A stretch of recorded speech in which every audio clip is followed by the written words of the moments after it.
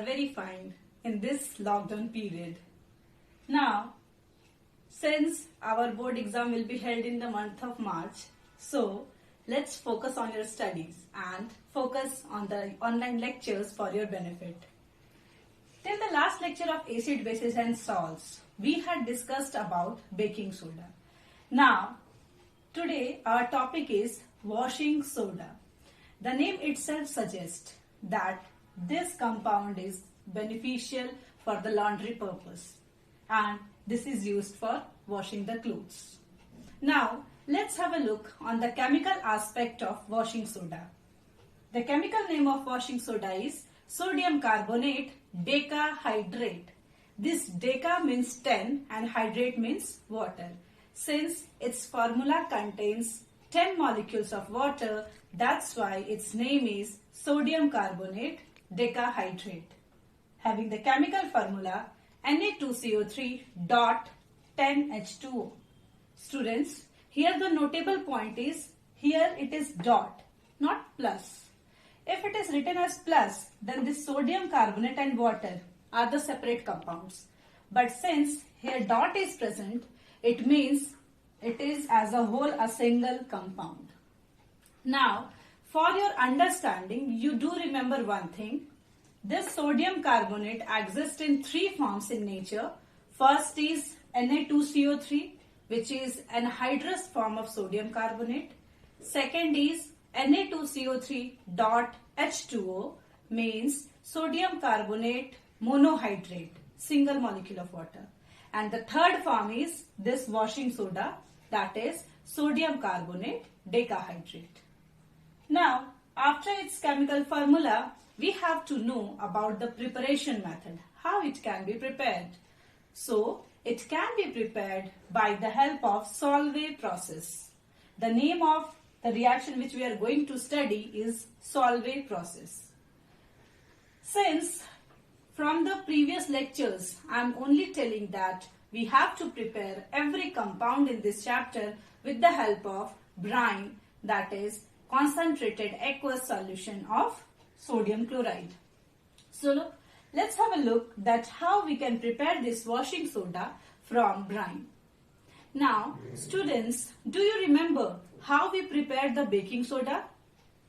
The first step is the same process, that is sodium chloride aqueous solution react with ammonia, H2O and CO2 to give NaHCO3.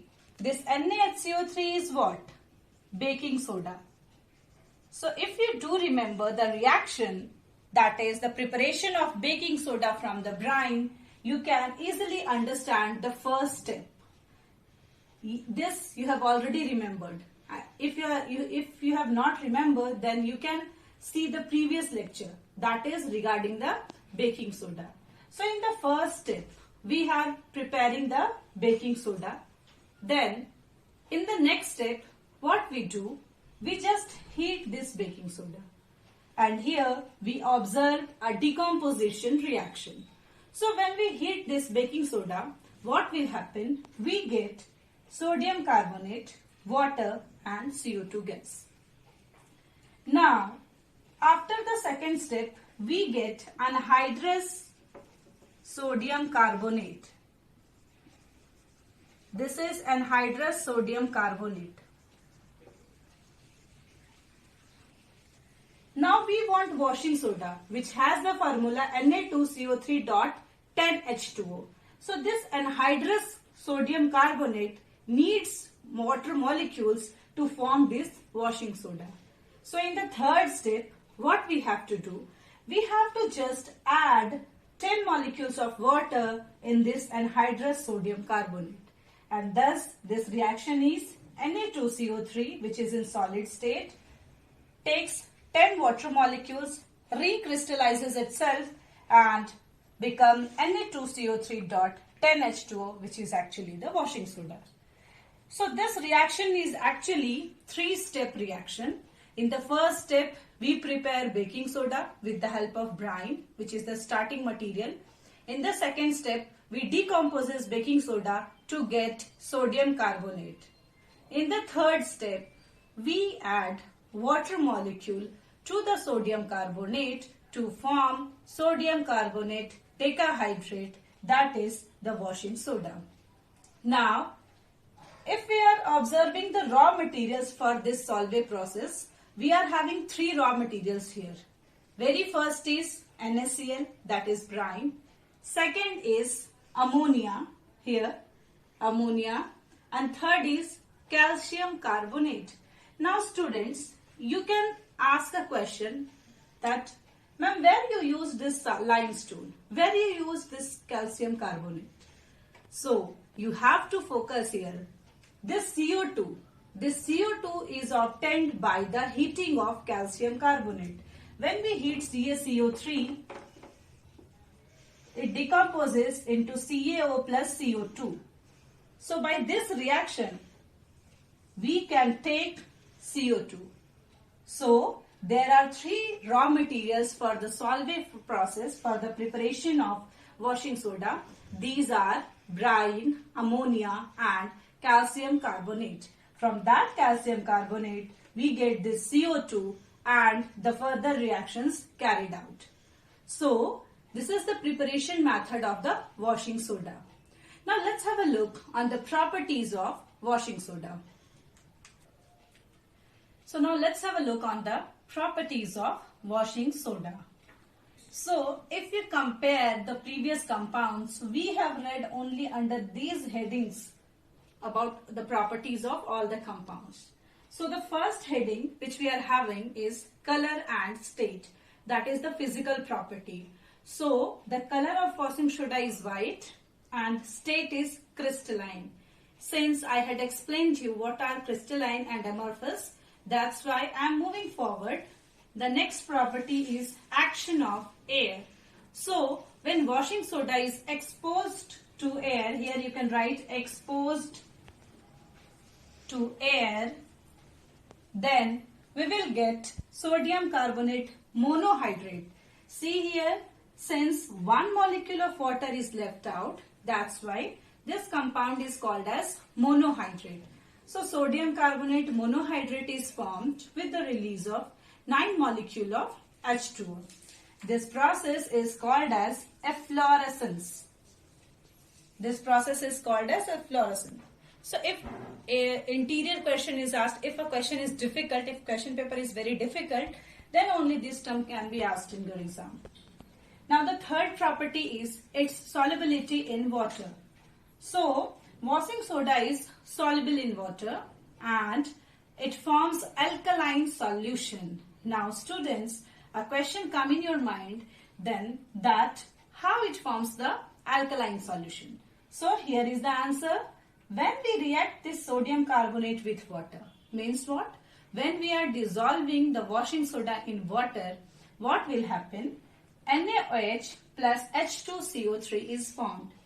This NaOH is the strong base, that is sodium hydroxide, and this carbonic acid is actually the weak acid. Both the products are formed, but since the base which is formed is strong, that's why the solution which we get after dissolving washing soda in water is alkaline in nature. The next property is action of heat. So what happens when we heat the washing soda? You can see the formula of washing soda. It contains some molecules of water. Since it contains some molecules of water, so when we heat it, obviously it will loses all of its water molecule and the water evaporates. So by the heat, it loses all the molecule of water and become anhydrous Na2CO3. Here you are hearing a term anhydrous. Anhydrous means anything which is not having any molecule of water. You can, in the normal words, you can say dry. Anhydrous means dry, means that is not having any kind of, any part of water. So, by the action of heat, washing soda become anhydrous sodium carbonate. Now the next topic is action of acids. So this washing soda react with HCl to release CO2 gas. Here, along with this sodium carbonate, we are supposed to write the water molecules also. So when it gets reacted with the HCl or H2SO4, any of the acid, we will get CO2 gas with brisk effervescence. Now, you already know this term brisk effervescence in the previous lecture. So, the properties of washing soda are color and state, that is white crystalline solid. Action of air, it forms sodium carbonate monohydrate. Then solubility in water, it forms alkaline solution. Action of heat, it loses all of its water molecule. And then action of acids, in which it releases CO2. Now moving towards the next topic. Now let's see the uses of washing soda. It has a lot of uses in industry as well as laboratory. So since we start this topic, as the name of washing soda itself it suggests that it is used in the laundry. So the first use is it is used in the laundry for cleaning of clothes. Now the second is, this is very important, that it is used for removing permanent hardness of water. Now how the hardness of water can be removed by it permanently? For that you have to know that what is hardness of water, or what makes the water hard. Actually, the calcium and magnesium salts, the soluble calcium and magnesium salts present in the water makes it hard. So, when this washing soda react with the calcium and magnesium salts, it forms the precipitate of calcium or magnesium carbonates. And this precipitate can be filtered out, and by that we can make the water soft. So you can see here, hardness is due to the presence of soluble calcium and magnesium salts.